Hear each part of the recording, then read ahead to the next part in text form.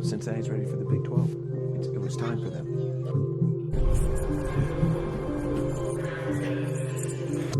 I am fired up. It's a blessing to be able to be in this league with y'all, putting on for UC. Cincinnati, a basketball school for... And there he goes. Touchdown! Bearcats! Raquam again. Another slam inside. Ladies and gentlemen, welcome back to the GoBeercats podcast, part of the Catskeller Social Club. I'm Brandon. He's Darin. And we got a lot to talk about on episode 101 here. Long weekend for myself. I will atone for my punishments here today with my first Cincy Lights of the show here. There's going to be 4 of them drank today, Darin. Well, I psyched myself up mentally for this. How you doing? How's it going? Good. I'm here just for the watching entertainment here. I'm excited to be here as always. Rough start to the weekend for the Bearcats, but strong finish. Yeah, absolutely. It's a good way to put it. I saw 0 snaps of the West Virginia game, and I guess before we get into the field, the gridiron, before we get on to the hardwood, we talk about the men's football team. We talk about the men's basketball team who went and got their get back game today, and even the women's team who are now 2-1 after beating Toledo. Before we get into all that, there, and I got to lead with maybe the biggest story of the week. Okay. that we didn't talk about in the in the green room there. Brandon Sejo, who is covers local sports for different news programs, has his own podcast, Mental Games, which is a really cool podcast you should check out. He hit us with some fire this week when he screen grabbed Drake's Instagram story when he's dancing around I don't know where with a throwback Eric Hicks jersey, like he's dressed in all red at a Cincinnati game. What'd you think about October's own repping the C there? Hey, it's good to see that we still have some brand recognition like that. Hell yeah. Obviously, he's probably seen the old Tupac photo, so maybe he's trying to go down in history too for later down the road when we're talking about missing these jerseys again. that's probably true. Very, very infamous photo of Tupac with the C. Paul hockey jersey or whatever that thing is. But yeah, that was pretty cool. Nice, like authentic Eric Hicks jersey there. I would like to have that myself, but that was pretty cool to see. Unfortunately, we couldn't carry that momentum onto the football field. While I chugged this first beer, Darin, I was trying to get the little spillage here off of the desk. I was in Indianapolis for a wedding. Went there Friday night. Wedding was Saturday. I saw some fellow Den tailgaters there, Scott and Jenna. So we had a nice time, and that led to not watching one single snap of the football game. So kind of get us started here. Some of your takeaways. This is all news to me. So when I act surprised, it's authentic. Yeah. I to prep for this game, I appeared on the Ryan and Rush show to give my take and represent the GoBeercats take just leading up to the game. I said, "Oh, thank you." No, the chugging. It's so cold it hurts my teeth. You did a great job on the Ryan and Rush show. Thank you. Sorry, keep going. Yeah, all good. My prediction was it would be close. Hoping some of that momentum would carry over from the Houston game. Maybe that was a little foolhardy of me. Ended up being a 42-21 drubbing. I kind of said it could go either way. Something like 27-24, 24-21. We certainly got the 21. We got the 21? Yeah. But I predicted what would be our downfall. I said if our young secondary couldn't repeat their performance against Houston and stay stout, they would have a long night. Partially true. But what I also forgot to mention was our inability to stop quarterbacks who have a little bit of skippability, to a lot of skippability. Sort of forgot how much of a threat Green was, because that was certainly a factor as well. They destroyed us on the ground. We knew this was going to be a quick game to rushing offenses as a preference. But boy, did their offense rush, and they rushed good. 204 for their leading back on that, who I understand was filling in for their normal starting tailback. Jaheim White, as a freshman, was 204 yards, 9.7 on average for the carries, and then on 21 attempts. So NCAA type numbers there. Green himself, I believe, had around I want to say 106 or something of that nature. Don't have the top in front of me here. Garrett Green? Garrett Green. I did. Yeah. Sorry. Garrett 154. So, and even their next back had 6 for like 50 or something like that. You know? Not a great time on the ground. You would hope our rush defense would have appeared a little bit better. This is not one of those games where we led on paper and lost the game. We just kind of outright got beat.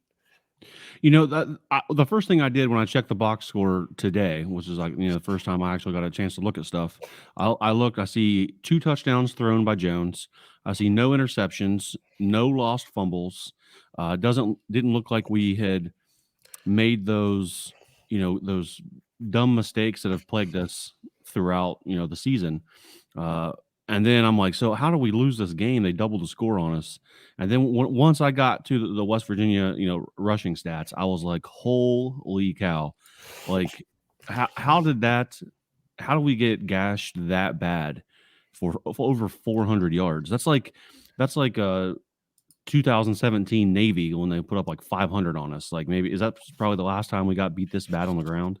I believe so. I would have to take some digging. Do I really want to dig and find that? Maybe not. But Navy does come to mind on that. Brady Lichtenberg with the start, to everyone's surprise and I guess glee. Didn't do anything on the first drive, really. It was a 3 and out. So that was us starting the game, led to West Virginia actually started the game with possession. Missed field goal, then Brady Lichtenberg got our start. Next possession, touchdown for West Virginia. So we attempt to answer to maybe some people's surprise, but really not any surprise to me. Emory Jones comes in second. I wasn't surprised that we were trying to see who could have a hot start in that situation because we've very much been a 2-quarterback system recently. A little bit of a longer drive, but eventually we go out on our own 46, and that's the end of the quarter. Like I said, faster game, 2 rushing offenses. Virginia gets the ball back, touchdown again, and then Emory stays in. Again, probably not too surprising there. He had a little bit something more going on his first drive there. Did I see on Twitter that someone said that Lichtenberg like tweaked an ankle or he got banged up somehow and then like just didn't come back into the game? What's the situation with that? Yeah. So again, a punt on our second Emory Jones possession, third possession overall.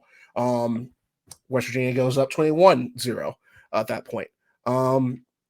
At that point, we're obviously not getting anything going on offense. Lichty back out there. Leads a drive, a lot of creativity, even some in the face of adversity. There was a ball, I think it was a miscued snap at one point, or he dropped the ball. Gets a nice first down out of that. Gets us all the way down to the West Virginia 1. Most would think, okay, well, Lichtenberg's going to finish that out, finish the drive he started. They put Emory Jones into QB sneak, much to everyone's confusion. You tend to think that the quarterback starting that drive and leaving us down there would get to finish that out. So you're kind of wondering what's happening. Obviously the conspiracy and some people who don't like Emory think that they're just, fulfilling the contract, or the other theory actively at the time was maybe Lichtenberg couldn't run the QB sneak potentially. Earlier today, I was watching the BCJ guys. I posed the question that it was weird to see Emory finish that drive for Lichtenberg. Mhm. Hadn't had the chance to watch the post game presser, but it was asked about that as well. Turns out Brady, at least what they're going with, Brady got banged up and on that drive, and they were looking to get him out at a certain time. And so when West Virginia committed that delayed game, that's when they swapped out the QBs. I'm sure Brady would have tried to tough it out if need be. I'm sure we could have got a good push. But that would also answer to why he didn't come back in the game. That makes sense. So yeah, 2-possession game at that point. You're hoping we're in it. We get the I'm pretty sure. Yeah, you're hoping you can stop them. West Virginia scores in no time, almost 40 seconds, 50 seconds of possession. Yeah. GG starts out with a 30-something yard run to open it up on their own on the own side of the field. So it was just kind of rolling at that point. West Virginia was pretty much unstoppable for most of their drives. We get the ball back in the half of nothing. Start the game. Start out going into the second half, and sort of get a long drive going. Get to the 50, flame out there and punt. And then West Virginia is pretty much just rolling from that point. By the time we do score again, they're up 42-7. Wow. Yeah. Wow. So, but I'm still looking at like the box score here. Bearcats put up 14 in the fourth quarter to West Virginia's 0. Was that just West Virginia saying they're not coming back? Did we figure something out and like things maybe started clicking? What happened in the fourth quarter there? Combination of both. I mean, they did start to rotate some guys, but not a lot. I mean, they still had Garrett Green out there most of the game, even well into the fourth quarter. I mean, so we were still a threat to come back, even when we start driving. Because you got to think it was I think around 5 minutes ago they still had Garrett Green in the starting offense, and White was in there too. Okay. And so obviously you get a stop and you get 3 and out in those 5 minutes. You can pull within 2 at that point and potentially make something happen. Potentially, but they end up doing what they've been doing all game and kind of start grinding it out and get a nice long drive to choke the life out of us and put in some backups at that point to get their flowers for their senior day. Yeah.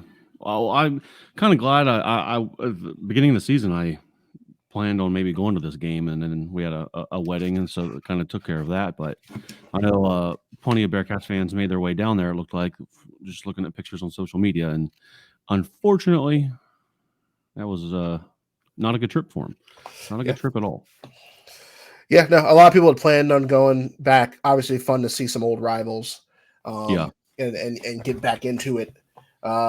I love that hype video that the video team put out with like the red storm coming over the stadium and everything. It was great to put that out beforehand. I like the vibes to get that to get this game under our belt at least. And to be fair and honestly, there's no disputing this. Historically, West Virginia has owned us. Yeah, owned us hard. I want to say it's like 13-3 or something like that. It's so now, yeah. So. Not digging ourselves a hole here in these Big 12 matchups early on.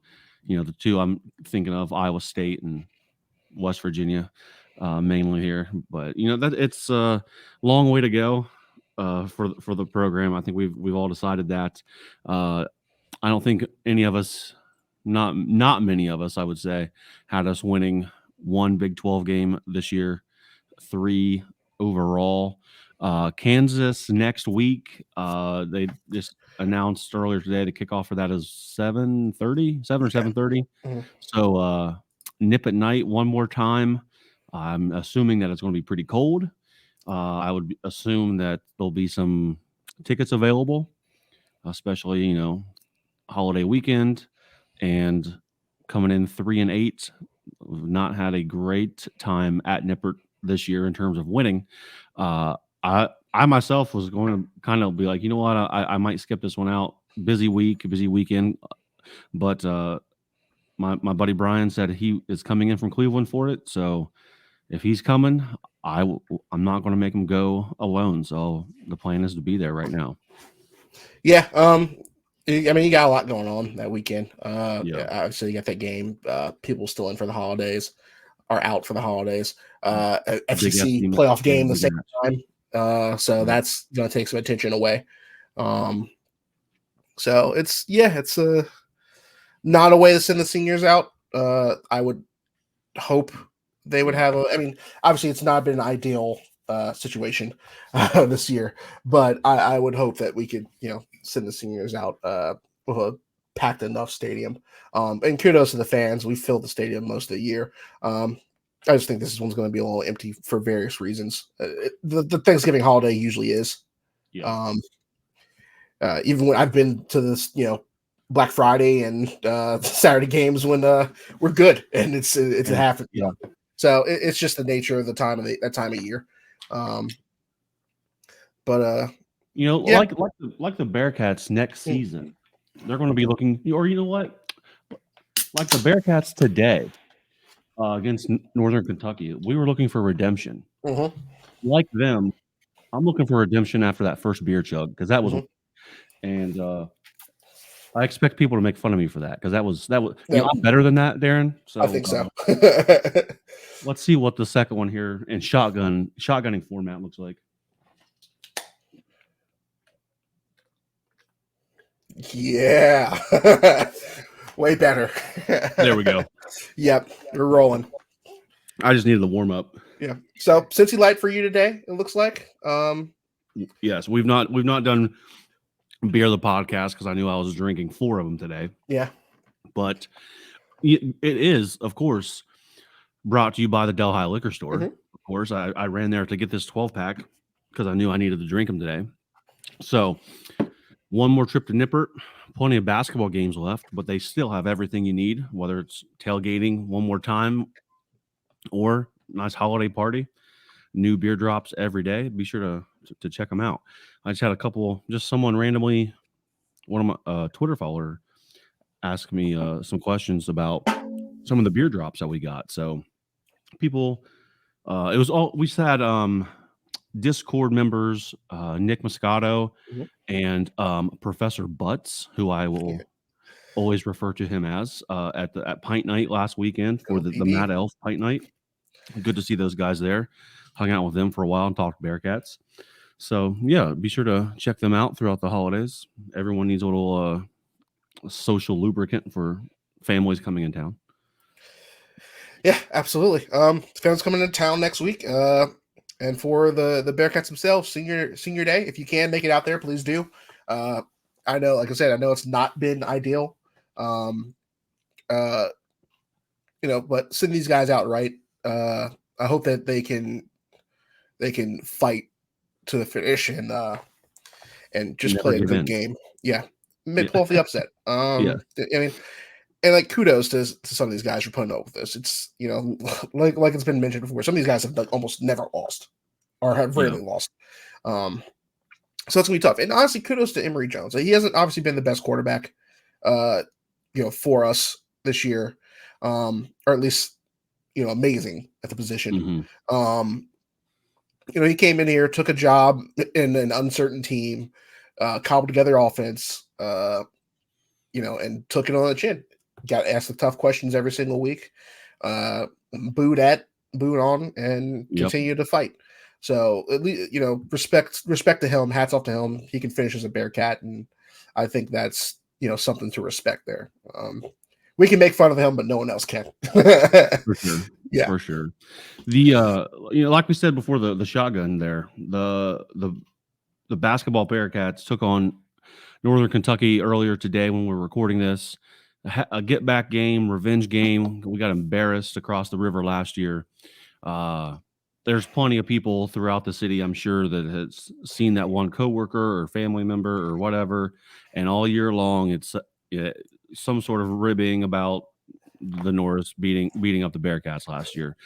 A game where the Bearcats scored 11 points in the second half. It was brutal. But not this year, my friend. Not this year. The Bearcats dominate NKU 90-66 today. Really on the back of Dan Skillings, who put up a new career high, 25. Really scored at all three levels. He got to the hoop. He's becoming an elite rebounder. The pull up mid range, the three ball, everything seemed to be working for him today. My favorite part of all of that, though, is his fights on the boards. He can go get offensive rebounds, put it back up, hit the deck, getting fouled doing it. He looked, as advertised today, and still, I think Miller said he's only scratching the surface of what he's really capable of. Yeah, absolutely. He showed up big today. Got a few and ones in there too while driving the basket. Didn't give up on his shots. Helping out on the rebounds there. He led the team second in the team this game with rebounds at 9. And then obviously Vic leading with 14, which was his big contribution today. Just bringing the ball down. Double, 14 and 14. Yep. Big 14 for him. So that was those were probably our 2 stars of the game, if I would have to say. And it was enough. We played an NKU team in here that was definitely going to come in and try and knock us off, play us tough, play us physical.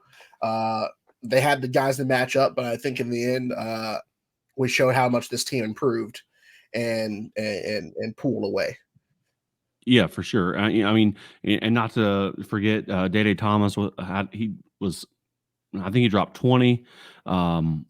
So those big 3 there for us today definitely overpowered the Bearcats, or powered the Bearcats past NKU. I'm trying to watch the game. I'm like trying to figure out what NKU is trying to do and everything, and it seemed like they went at Vic early and often, like right from the get-go. Probably trying to get him into foul trouble, get him off the floor. But then it was Odie that had to sit with 2 quick fouls. I didn't think he had a very good game today at all, unfortunately.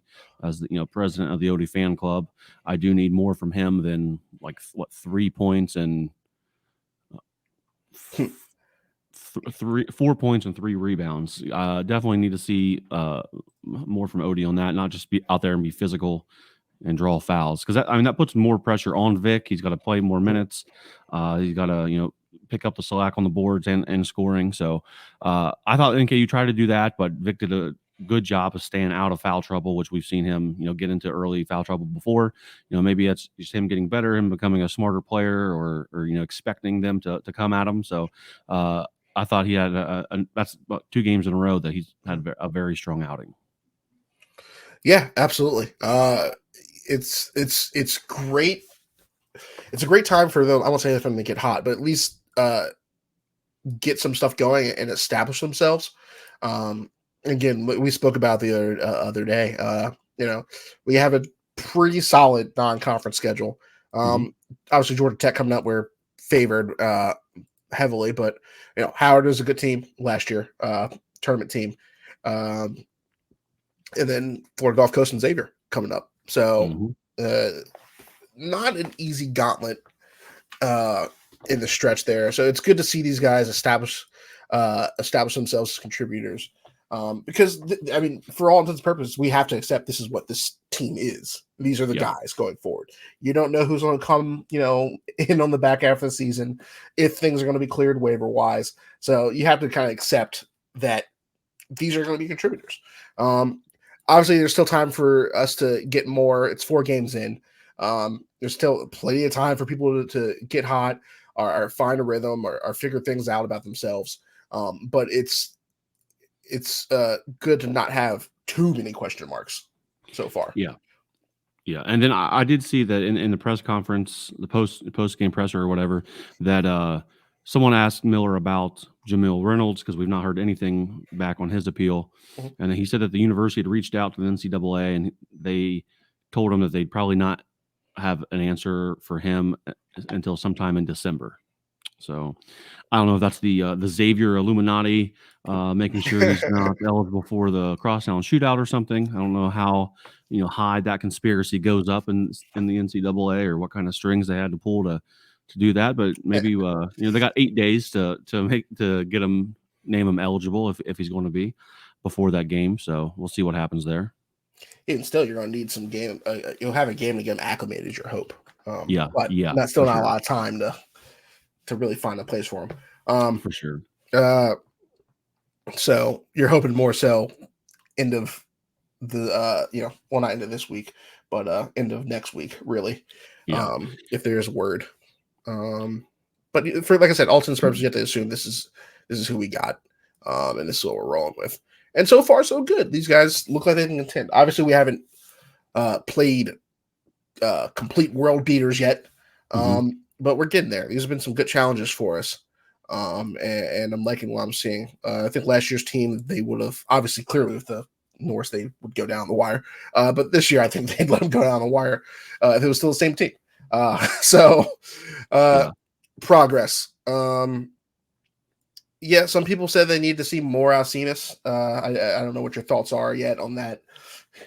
Yeah, I mean, when you have Dan going for 25 and Day going for 20, realistically, what are you going to get out of Lukosius on top of that?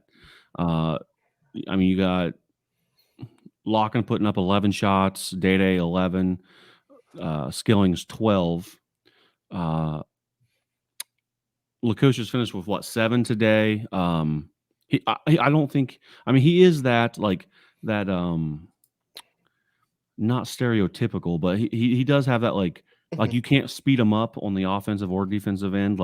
He has one speed and it's his. Yeah. So maybe at times he doesn't look that athletic, or it looks like he's not playing as hard as he could or whatever. But that's just like his style of game. And he's new to the team. He's getting acclimated. And there's a lot of guys that are playing at that position, right? Around the same position. I don't think we've seen him. They said that we were going to see him run point for us a lot, and I don't think we've seen that. I mean, very small amount of time, if at all, in the first 4 games. So I mean, new team, kind of in flux for positions, and when you got guys that are doing exceeding maybe what they should be doing, it's maybe he falls through the cracks in one way or the other. I'm sure that there'll be one game where he just he has to take over, or it just comes. He'll have his coming out party, and everyone will be like, "Oh, okay, so this is the guy that we wanted to see the whole time." But I'm not too worried about it 4 games in. Yeah, well, I mean that's the nature of sport, isn't it? It's just you got, or at least preseason writing.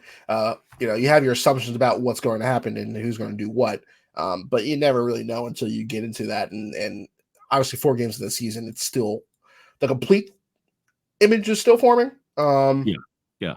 But like I say, it's good to see some of these guys potentially settle in some of these roles. Are fine, heavy contributions. Obviously, we knew Vic was going to be important, and he really hasn't missed a step from last year. Not too much in foul trouble today. Last year, you would have had to worry about that for sure. So far, so good for that as well. But obviously, you're just trying to see what you got for everybody else and these new pieces as well. Yeah. Go ahead. Yeah, that's you. All right. Well, I was going to say, early on, I thought turnovers was going to be the downfall for us in this game. I think they had 3 early, and I think they ended with 8. So they, curbed that a little bit. I think that's something that we have to keep an eye on all season long, is, losing the turnover battle because of how thin we are at guard and, or thin and young at the same time.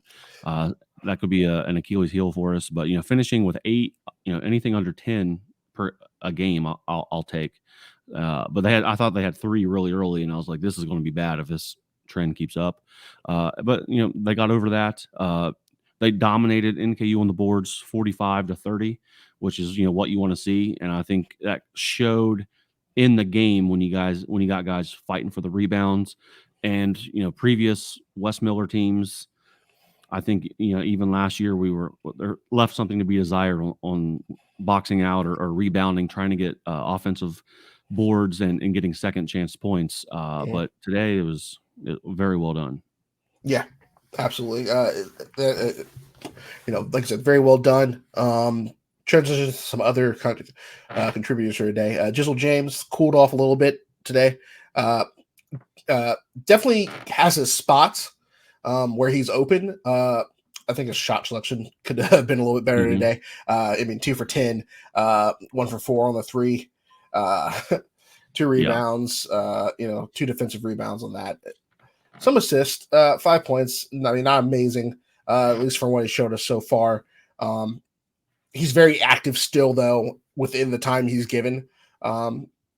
So I think with some steady minutes down the road, we'll see some improvement there. And again, he's obviously a freshman, so there's a middle part of the game that needs to evolve there. And again, it's just one game. But he's finding his spots open, and he just needs to be better about the actual selection, at least in this game today. Yeah. And someone that I wish would catch the hot hand again. I'm not that I'm concerned about him, but CJ Frederick, he was 1 for 6 today, 1 for 3 from beyond the arc. When he shoots it, I assume that it's going in. So they did a decent job running him off the line, making him put the ball on the floor and pull up on a floater or something a couple of times, which he looked like he was kind of uncomfortable doing right now. Yeah. So I think he'd rather stay out there and try to stroke it, which is fine with me. But if they're going to run him off the line, you got to make sure you can hit that mid range, or when you get to the paint, you got to make it too. Well, they're trying to get that transition against NKU today. So it's, he just obviously, I mean, he got the minutes, 25 played today. Just not a lot of productivity out of that. And the good thing about this is that's tape that we can go back and have them look at. And maybe they can find something in that to help him, in the future scenario, as they should, or at least that's as our hope. But I mean, not too much to complain about. 90-66, good revenge. Glad we didn't storm the court today. Oh God, revenge. One guy we haven't really mentioned that yet, but so far he's 4 for 4 on game dunks that have been nasty. And John Newman didn't quite get the thing off the baseline or from the wing, but on that fast break dunk, when he dunked it, got fouled, and he stayed up, and like the guy fell down, he just stood over him. He threw a stiff arm a little bit too on that. Right there.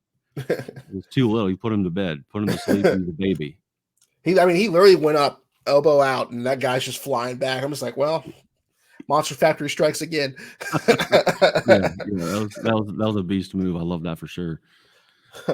Well, speaking of revenge games, we transitioned to the women today, getting Toledo back for an overtime victory last year.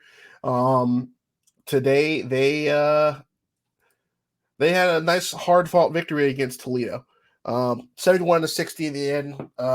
Toledo really tried to stretch it out and make the game last. Not how you want to see that end, considering they were up 18-2 at one point in the game. But Maya Jackson was the hot hand today, 22 points. She was 6 for 7 beyond the arc. So those really kind of turned into be the tail of the game. Obviously we have a lot of length and size on this team. We wanted to go and work within the paint and get physical. Toledo eventually wised up after that 18-2 run and shut that down. And somehow we found the hot hand with Maya. So it worked out and really padded us out for the stretch there.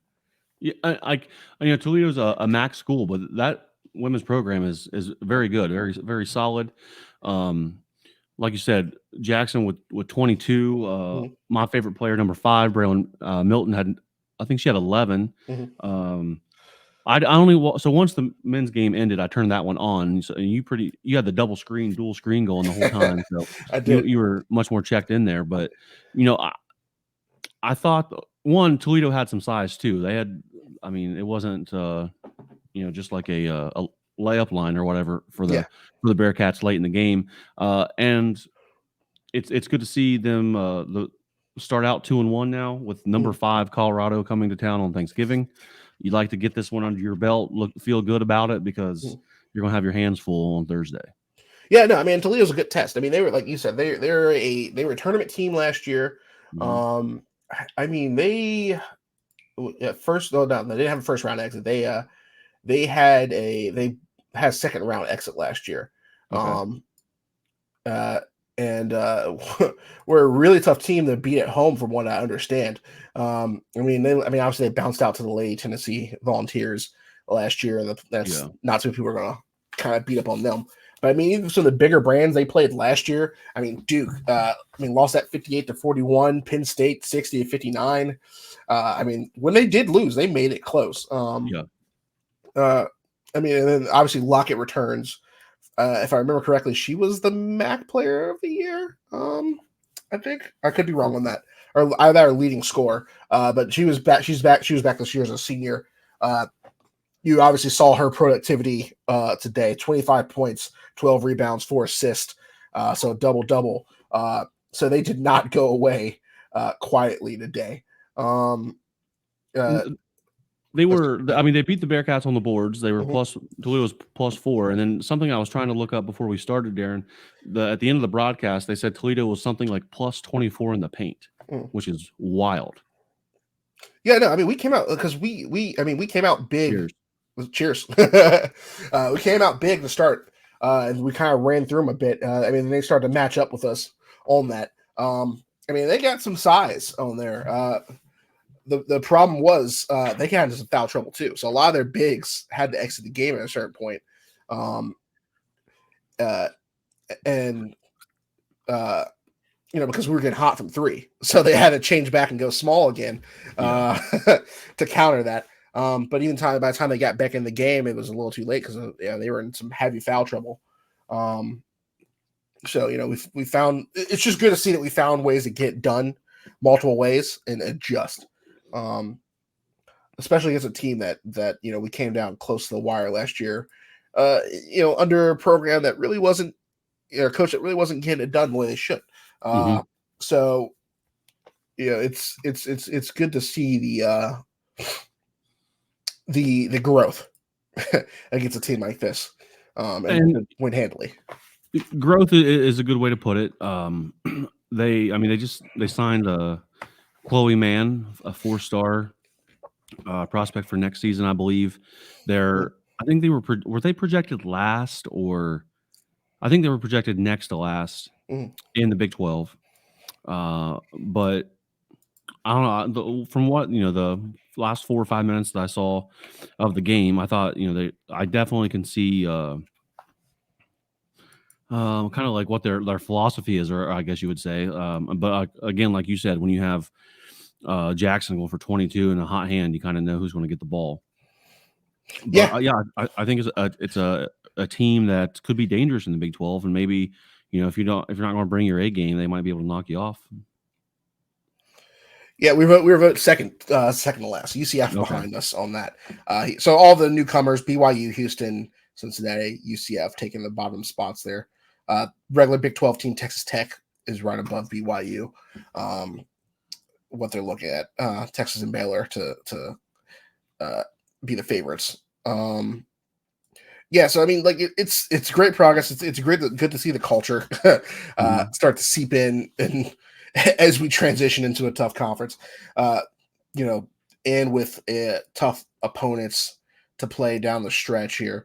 I mean, like you said, we got number 5 Colorado. More on that later. Obviously the one thing you would like to see when you're up 18-2, find a way to keep it rolling. Obviously women's basketball, college basketball is a little weird like that, where sometimes you can just go cold and it happens that way. But you'd love to keep it rolling. And if we pulled away, we're up. I want to say 45 to 20. Sorry, yeah. Around that, around half there. So, Toledo just kind of started to get a little hot because we shot like 9 times in that last half. I want to believe, or the last quarter. So Toledo just happened to get hot, outscoring us in the back half of that game. It's just that we did so much with the threes in the first half to really give us cushion. That's kind of what saved us there. I'm just seeing this, Darin, and I mean, now I'm like even more impressed by this win from the women's team. Mhm. The line on this game, Toledo was 11.5-point favorites. 11.5, and they lost by 11. Yep. That's pretty impressive. Some money that some missed money there today. So For sure. always bet For on sure. black, I guess. Yeah. as they say. No, I mean it's a great win. I mean, to go 2-0 for the day for both teams, especially against the teams that had our number, from last year, is great. I mean, the Rockets moved to 1-2. Owen went home. Apparently not an easy place to play. Like I said, during the free throws down the stretch, they had some cheerleader that just would not shut up. I don't know if you caught him on there, but you kind of. I was like, "Who is that?" Just like the mic was picking him up. You could hear him talking trash when we were shooting our free throws. That's funny. I thought there was some weird acoustics, like when the ball came off the back of the rim. On my television, it sounded like there was a mic right there on the rim. It was so loud. I think they mic'd up that that side of the court. Okay. Because I pieced together who it was because you could see the guy's movements kind of lining up to what was being said. I was like, I'm like, there he is. And every time we make a free down stretch, he would just shut up. Like, but so it's always good to see someone annoying get put in their place.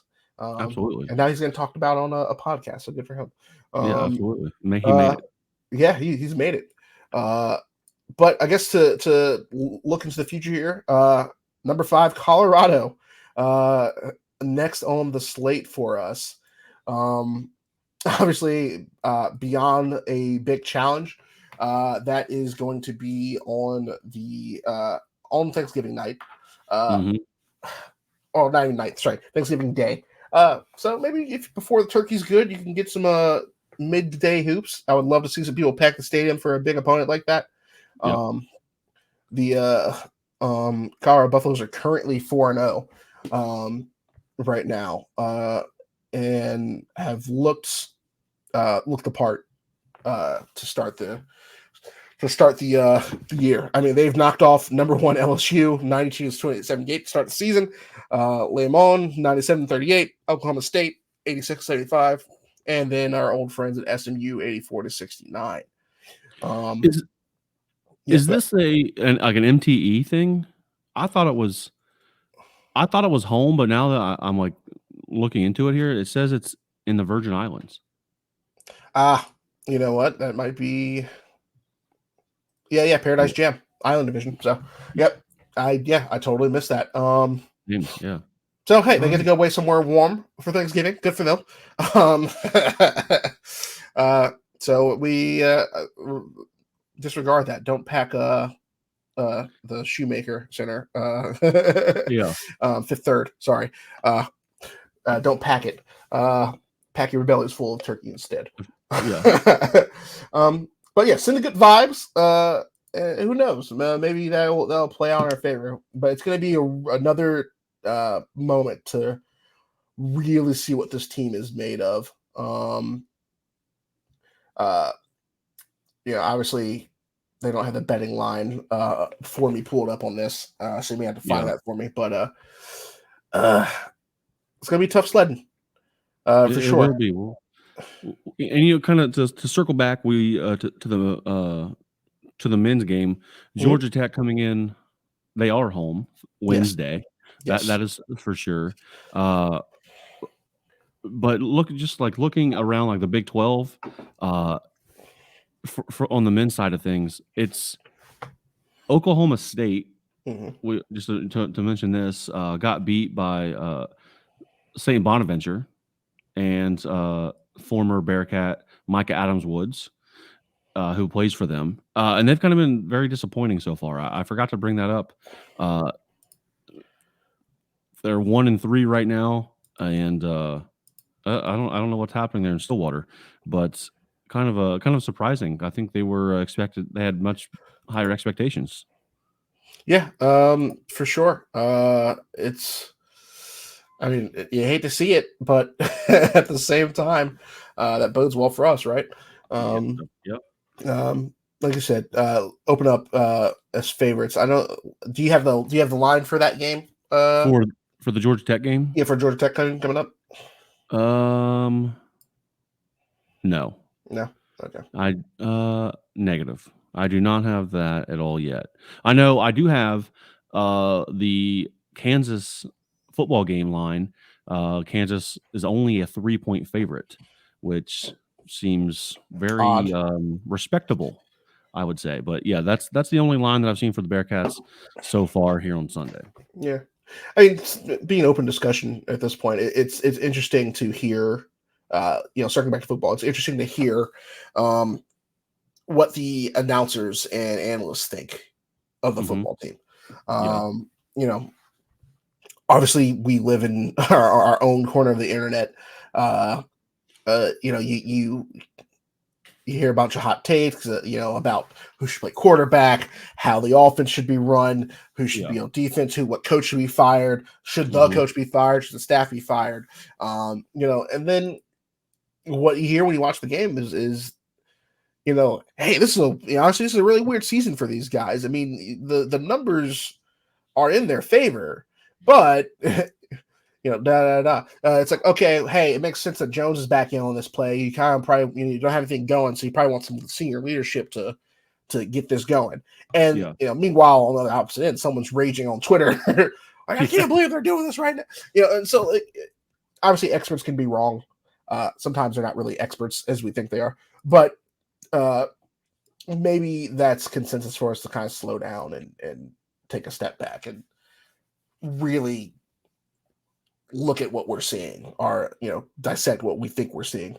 I tend to be very optimistic, more so not being a truther, but an apologist for a lot of things, because in my right mind, I can't be like, oh, we're doomed for the start. We're gonna another 1,000 years of darkness on UC football, and we'll get kicked out of the Big 12, and they'll probably take everyone's degrees and shut down the university. Whatever. Like, right? Yeah.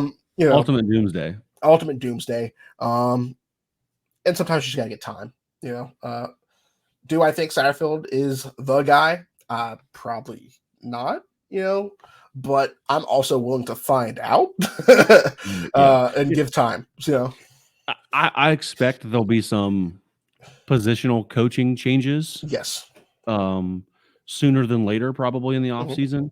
I think if there's not, that might be something weird, or a red flag, if you will. But I expect to see some people shown the door. Yeah. Whether it's deserved or not, sometimes it's about optics, and if you struggle, something didn't work out, so somebody's gotta take the fall, and the big guy's still under contract for a while, and we do not have Texas A&M money. So, so we don't have that. Cheers. I'm very thankful for the University of Houston. Thank you for coming to the Big 12 with us. Yeah. Thank you for being our first Big 12 win. Shotgunning any more than 4 beers would have been a very daunting task. Yes. I'll say chugging. Right? I didn't shotgun the first one. This is number 4. So cheers. Fuck.